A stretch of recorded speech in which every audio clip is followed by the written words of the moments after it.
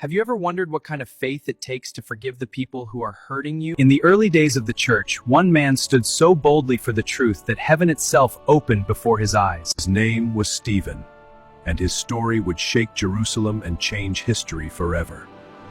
Hello friends, welcome back to my channel, a place where God's word comes to life. Stephen was not a king, a warrior, or a famous leader. He was simply a servant of God, chosen to care for the poor and help the widows of the early church. But behind his humble work was something powerful. Stephen was full of faith, wisdom, and the Spirit of God, and the people could see it. Everywhere Stephen went, people gathered. In the marketplaces and streets of Jerusalem, he spoke boldly about Jesus. His words carried power, and miracles followed him.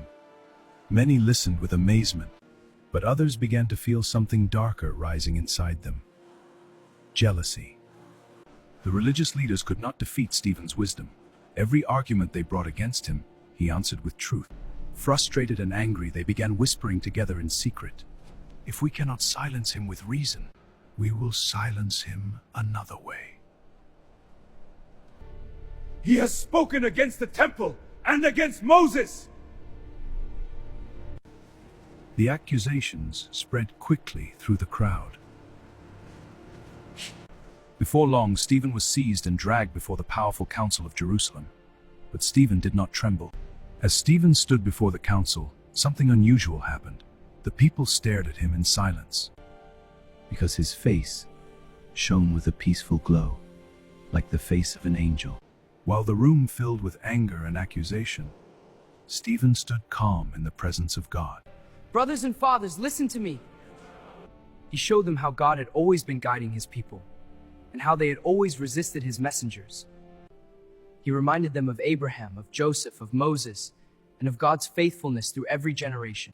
The council members could no longer hide their anger. Their faces twisted with fury. They clenched their teeth and shouted in outrage. But Stephen did not look at them. Instead, he looked up.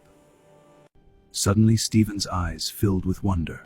I see heaven open, and the Son of Man is standing at the right hand of God.